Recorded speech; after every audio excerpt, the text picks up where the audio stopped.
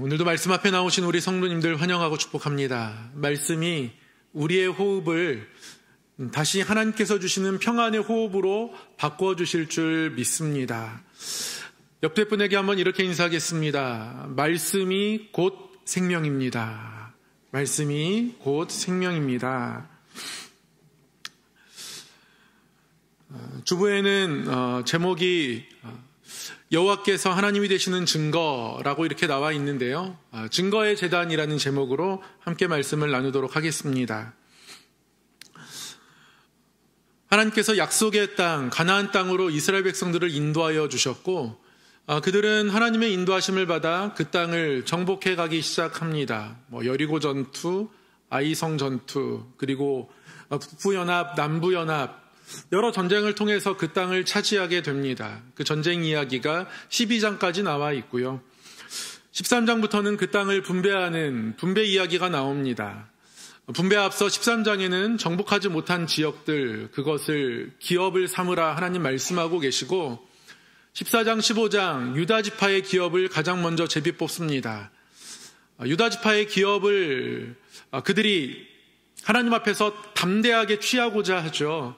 그래서 유다 지파의 땅 분배에 있어서 이 구절 하나는 우리가 기억하고 있어야 합니다. 이 산지를 내게 주소서.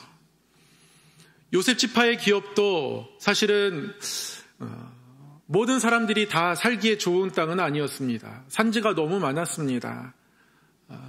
불평하는 그들에게 하나님 또 말씀하십니다. 삼림이라도 개척하라. 그리고 나머지 기파들 주저하지만 실로에서 다시 정탐꾼들을 보내고 그들이 정탐을 마치고 돌아와서 제비 뽑고 이제는 하나님의 사람으로서 그 땅을 취하기로 결심합니다. 실로에서 다시 한번 하나님 백성으로서 약속 붙잡고 나아가는 삶을 결단하죠. 그게 18장 19장입니다.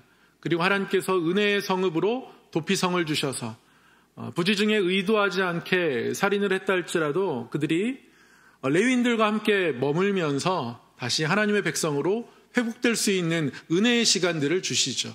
도피성의 이야기가 20장 그리고 21장 레위인들의 성읍. 레위인들을 하나님께서 이제는 성막을 섬기는 일이 아니다 할지라도 흩으셔서 이스라엘 백성들 가운데에 때로는 재판을 감당하고 그들의 질서를 유지하고 특히 절기 때에는 그들을 이끌고 성막이 있는 실로에까지 나와서 제사장의 직무를 도와 감당하면서 흩어진 그곳에서도 이스라엘 백성들이 하나님의 백성임을 그들이 느끼고 그리고 그렇게 하나님 아래에서 살아가도록 인도하는 일들을 감당해야 합니다. 이렇게 도피성, 레위인들의 성읍까지 다 분배하고 나니 이제는 정말 할 일이 없습니다.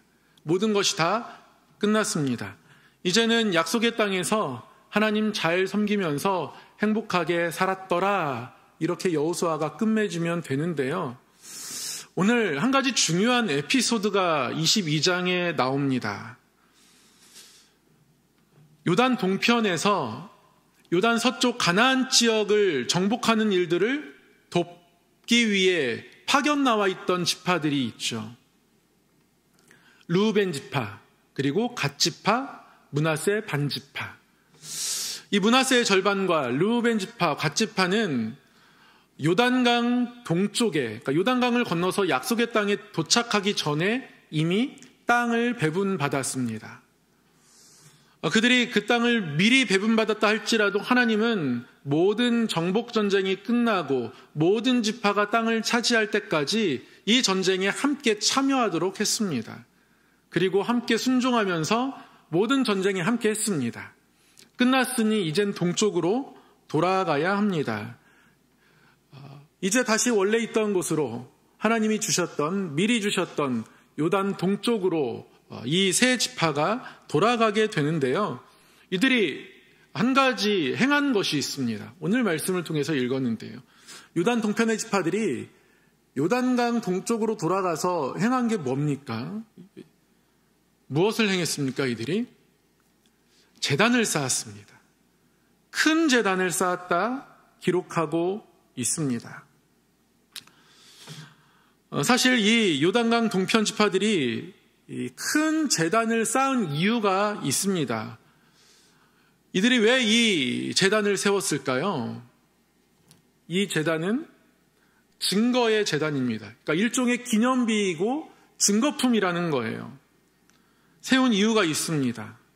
그러니까 먼 미래를 생각해 보니까 걱정되는 게 하나 있었던 거예요.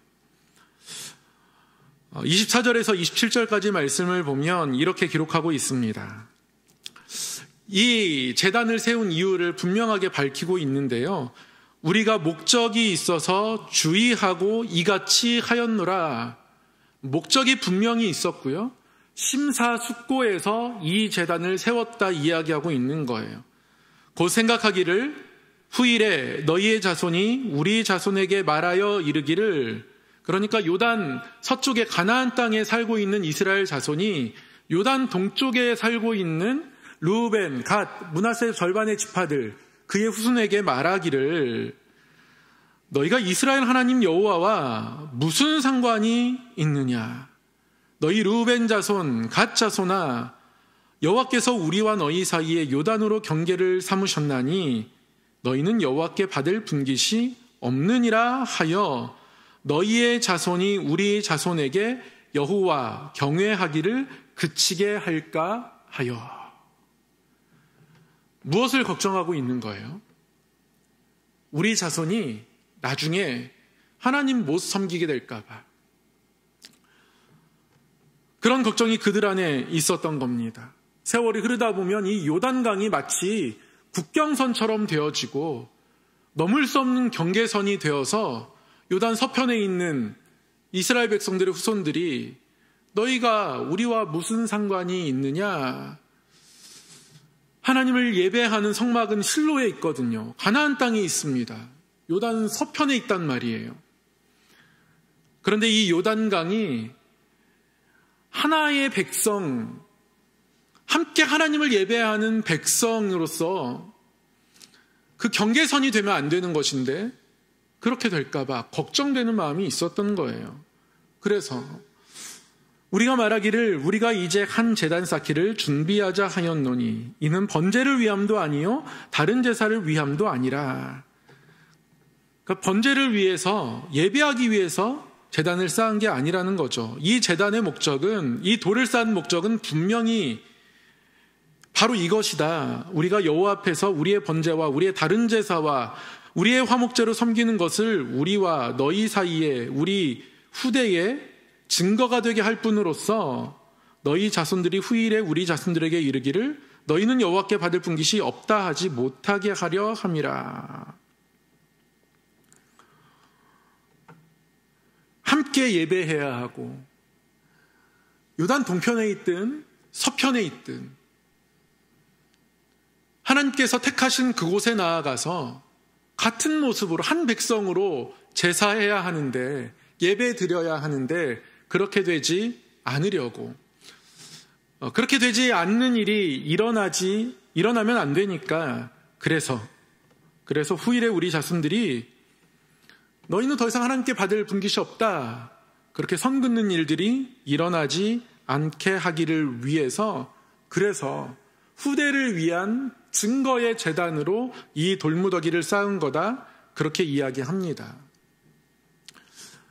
이렇게 길게 이야기를 하는 이유는 그만큼 이 제단을 쌓은 이유에 대한 오해가 깊었기 때문입니다. 요단 서편의 지파들은, 요단 동편의 지파들이 요단 동쪽으로 돌아가자마자 큰 제단을 쌓으니까 여러분 이것을 어떻게 생각했는지 아십니까? 본문에 나와 있습니다. 어떻게 생각했습니까? 하나님에 대한 반역이라고 생각했습니다. 하나님의 백성으로서 이렇게 하면 안 되는 것인데 이들이 하나님 앞에 보이지 말아야 할 행동을 보이고 있다 생각한 겁니다.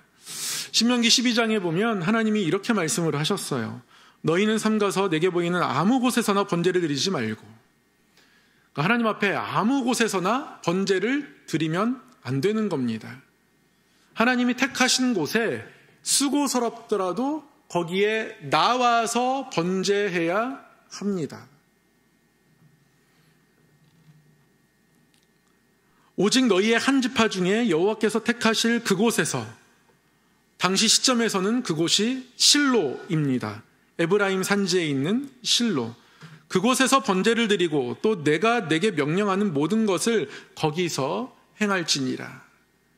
그러니까 하나님이 택하신 곳에서 예배해야 하는데요, 거기서 제사해야 하는데요, 요단 동쪽에 커다란 단을 쌓으니까요, 저들이 하나님의 율법을 어기고 자기들 마음대로 저곳에서 예배하려 한다라는 루머가 생성되었습니다.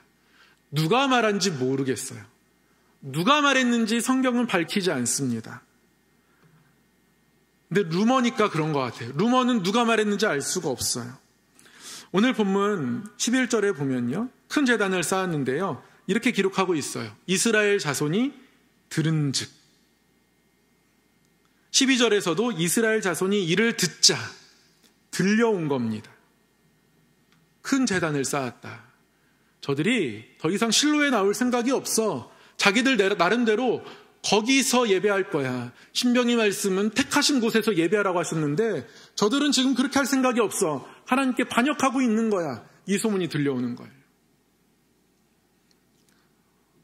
지금도 마찬가지지만 그때도 마찬가지입니다. 예배는 너무너무 중요합니다. 제사는 너무너무 중요합니다. 하나님께서 주신 그 성막에 나오는 것은 너무너무 중요합니다. 지금까지 성막이 이끌어왔잖아요. 성막 가운데 하나님이 구름기둥 불기둥으로 임하셨고요. 그 성막이 지금 실로에 있단 말이에요. 거기 아니면 안 되는 거예요. 그런데 너무 쉽게 다른 데 제단을 쌓는 것처럼 보여지더라는 것이죠. 그들은 거기서 제사를 드릴 생각이 없습니다. 요단 동편의 지파들은 때가 되면 다 실로에 찾아올 거예요. 멀어도 실로까지 찾아올 겁니다.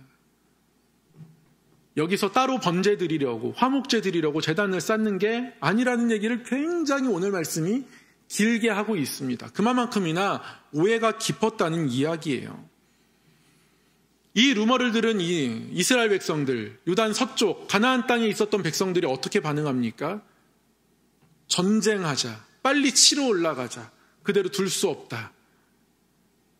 오해에 대해서 굉장히 격한 반응이 이제 일어나게 되죠.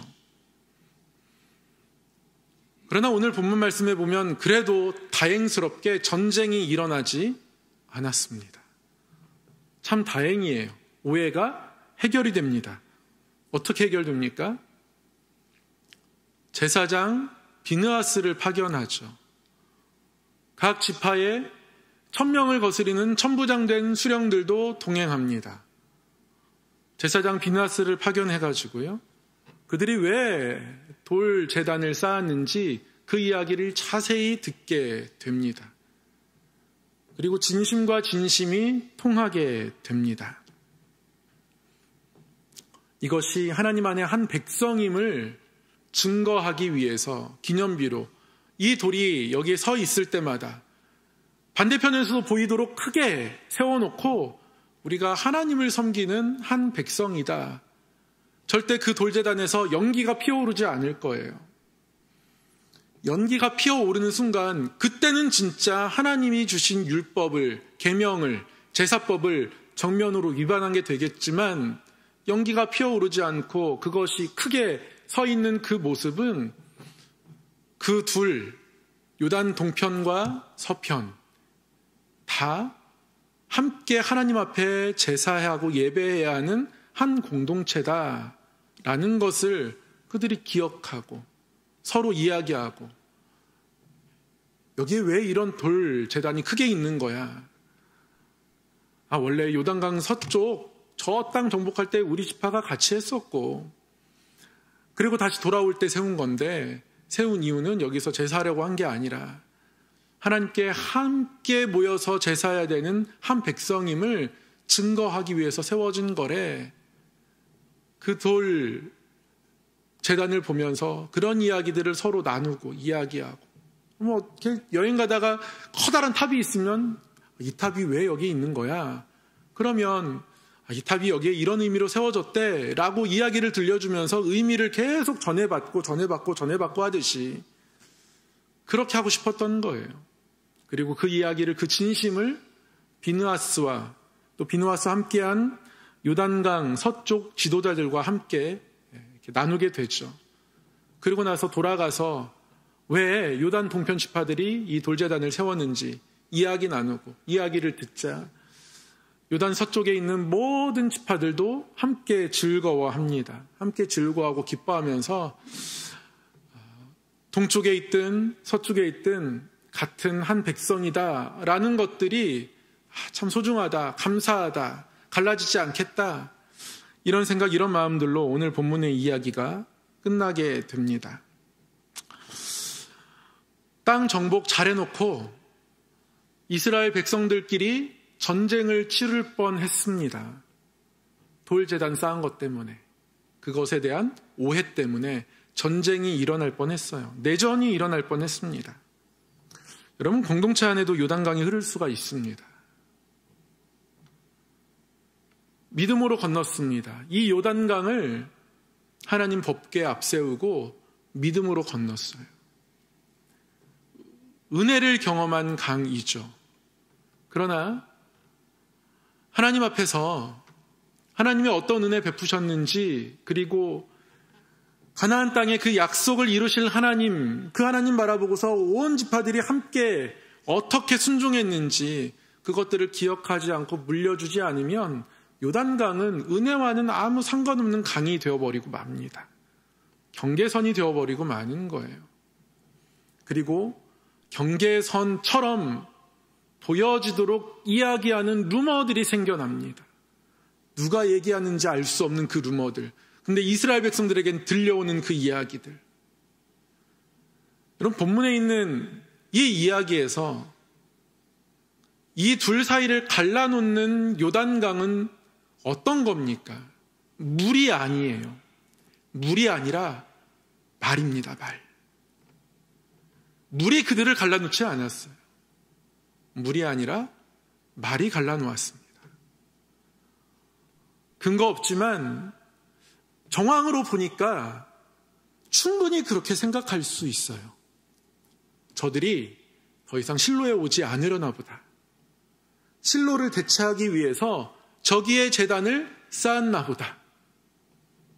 정황으로 보면 그렇게 보입니다. 그렇게 해석할 수 있어요. 그러나 정황상 그렇게 보인다 하여서 너무 섣부르게 판단하면, 그러면 전쟁과 같은 마음들이 그들 안에 생겨납니다. 정죄하고 전쟁을 일으켜서 그것을 없이 하고 싶은 마음, 그런 모습들이 이스라엘 백성들 가운데 생겨났고요. 교회 안에도 이런 말들로 인해서 서로를 갈라놓는 요단강이 생겨날 수 있습니다. 그렇다더라.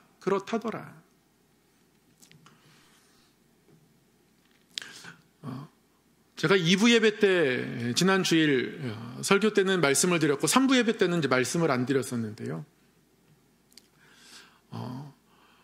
토요일 날 저희 부부랑, 원로 목사님 부부랑 식사를 잠깐 했습니다. 여러 이야기를 나누는 가운데 목사님이 그런 말씀 해주시더라고요. 그러니까 저를 위해서, 격려하기 위해서 너무 숫자, 예산 이런 거에 매이지 말고 하나님 보고 나아가면 되는 것이라고. 그러면서 뭐라고 말씀하셨냐면, 교회는 본질적으로 아름다운 곳이기 때문에 교회가 교회됨을 지키고 있으면 사람들은 오게 되어 있다고, 그런 말씀 하시더라고요. 제가 월요일 날 잠깐 수원에 그래도 한번 가보고 싶은 세미나가 있어가지고 잠깐 하루짜리 세미나를 다녀왔습니다. 근데 그 세미나에서 많은 목사님들이 모여 있었는데요. 한 200여 분, 경기권 또는 전국에서 이제 목사님들이 그 세미나를 듣기 위해서 오셨습니다. 근데 그때 강사 목사님도 그런 말씀 하시더라고요. 똑같은 말씀 하십니다. 교회는 본질적으로 아름다운 곳이기 때문에 교회가 교회대로 교회답게 서 있으면 사람들이 온다는 거예요. 교회가 교회답게 서 있으면 사람들이 옵니다. 그런데 사람이 우리의 말로써 또는 성급한 판단으로서 교회의 교회됨을, 예수님께서 둘로 하나 만드신 이 교회를 막힌 담을 허무셔서 유대인도 이방인도 같이 예배할 수 있도록 그렇게 세워놓으신 이 교회를 다시 갈라놓는 거예요. 요단강을 만드는 겁니다. 물이 아니라 말이 갈라놓는다는 말씀이에요. 목적은 물론 선합니다. 여러분, 요단강 서쪽에 있는 이 지파의 목적이 악합니까? 아니에요. 예배를 지키기 위해서 그래요. 신명기 12장의 말씀을 지키고 싶었습니다. 그 말씀이 깨어지지 않기를 바랬어요. 하나님께서 택하신 곳에서 예배해야 한다. 지키고 싶었다고요. 근데 그 지키고 싶은 선한 마음이 그들을 성급하게 했고요. 목적은 선했으나 그들의 모습을 성숙하게 하지는 못했습니다. 목적은 선했지만 급한 마음에 오해가 생깁니다. 교회에서 많은 일들이 이렇게 일어납니다.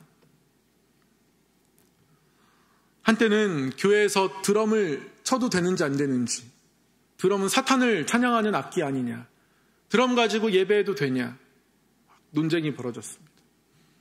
더 거슬러 올라가면 피아노가 처음 교회에 들어올 때도 피아노는 술집에서 사람들의 쾌락을 위해 연주되는 악기인데 그게 예배 음악을 감당할 수 있느냐. 더 올라가면요. 그럼 오르간은요. 오르간은 로마의 귀족들이 그 노예들, 검투사들을 경기장에 몰아넣고 서로 죽이도록 싸움시키고 흥을 돋구기 위해서 오르간을 눌러대면서 쾌락용으로 썼단 말이죠. 그럼 그것을 가지고 예배해도 되는가? 어떤 변화가 일어날 때, 내 기준과 내 생각에 조금 불편할 때 너무 성급하게 판단합니다. 어떠한 일들이 일어났을 때 너무 성급하게 판단합니다. 충분한 기간을 갖고 기도해도 괜찮습니다. 기도하다 보면 하나님께서 생각을 다 정리해 주세요. 한마디 충고를 하려면 10번은 기도해야 합니다. 10번도 턱없이 모자랄 수 있어요. 목회자인 저도 그렇습니다. 제가 목회자이지만 성도님들에게 한 가지 충고를 하려면 정말 많이 기도합니다. 기도하지 않고 말을 뱉었다 실수한 적이 너무 많았기 때문에 그래요. 판단했을 때는 괜찮다고 생각했는데요. 그러나 성급하게 뱉은 말은 요단강이 됩니다. 교회 안에도 이 요단강이 흐를 수 있어요. 교회 안에 흘러야 되는 요단강은요, 은혜의 고백드리고 흔적이어야 합니다. 내가 뱉은 말이 물처럼 흘러다녀서는 안 돼요. 하나님의 은혜가 흐르는 곳이어야 합니다. 이스라엘 백성들이 가나안 땅을 정복하고 난 이후 모든 것이 다 되었지만 자칫 그들 안에서 다시 갈라짐을 경험할 위기가 나옵니다. 여호수아에서 이 에피소드는 많이 알려지지 않은 이야기 중에 하나입니다. 그러나 정말 중요한 이야기입니다. 하나님은 하나님의 하나의 백성으로서 요단강 동쪽에 있든 서쪽에 있든 동일하게 바라보고 계시고 그들 또한 하나님 백성으로서 동일하게 한 분 하나님을 예배하며 갈라짐 없이 하나님 앞에 나가야 합니다. 그게 하나님이 원하시는 바예요. 교회 안에서도 목적은 선하지만 성급한 판단이나 오해로 인해서 상처를 주고 상처를 입는 경우가 많습니다. 그러나 전쟁이 아닌 이들의 마음을 들여다보기 위한 한 사람이 있죠. 비느하스입니다. 우리는 이 시대의 비느하스가 되어야 합니다. 나의 오해를 진리라고 여기게 하는 확증 편향이 아닌 서로를 듣고 이해하며 때로는 나의 실수까지도 인정하는 듣는 마음이 필요합니다. 점점 고집스러워가는 것 같습니다. 고집스러워지는 가운데에 알고리즘이 아주 톡톡한 역할을 하는 것 같아요.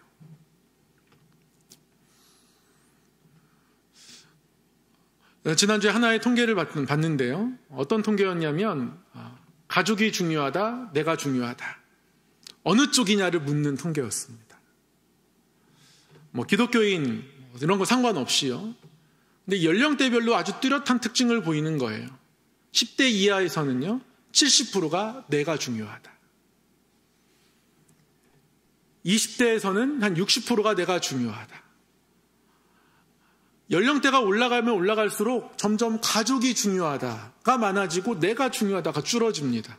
그런데 나이가 어려지면 어려질수록 가족이 중요하다는 줄어들고 내가 중요하다가 늘어나요. 그렇게 살아가고 있습니다. 내가 중요하다고 생각하는 순간 교회 안에 하나님의 은혜의 요단강이 아닌 내 고집에서 나온 내 말에서 나온 하나님이 기뻐하시지 않는 요단강을 만들어낼 확률도 점점 높아져 가는 거죠. 알고리즘이 이끌어가는 삶입니다. 날선 성급함이 이끌어가는 삶, 그런 삶이 아니라 말씀이 이끌어가는 제사장 예수 그리스도의 그 품이 우리 모두에게 있어야 합니다. 목적이 선하다 할지라도 그 선한 목적에서 선하지 않은 행동과 판단이 얼마든지 나올 수 있습니다. 소리를 듣고 반응하는 것이 아니라 하나님의 마음 가지고 하나님 주신 말씀 가지고 기도하며 하나님 뜻에 반응하는 성도, 그래서 교회가 교회됨을 유지하고 교회가 교회되어서 이 땅을 하나님의 사람들로 다시 채워가는 복음의 빛 역할을 능히 감당하는 저와 여러분 되기를, 우리 성함교회 되기를 주님의 이름으로 간절히 소망하고 축복합니다.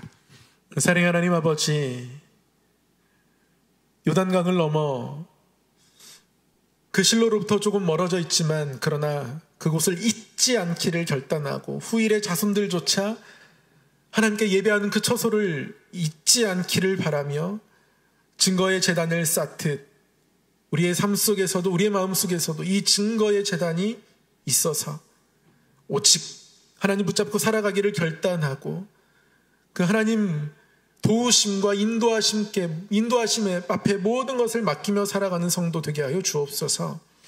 하나님, 우리 성함교회가 우리의 유일한 주인 되시고 세우시고 여기까지 인도하셨으며 앞으로도 인도하시고 사용하실 그 하나님 안에서 하나 되어 주의 일들 감당하는 교회 될 수 있도록 인도하여 주시옵소서. 하나님, 서로를 갈라놓는 그런 요단 강물이 없게 하시고 하나님께서 주시는 은혜의 강물만이 흐르는 교회 되게 하여 주시옵소서. 예수님의 이름으로 기도드리옵나이다. 아멘.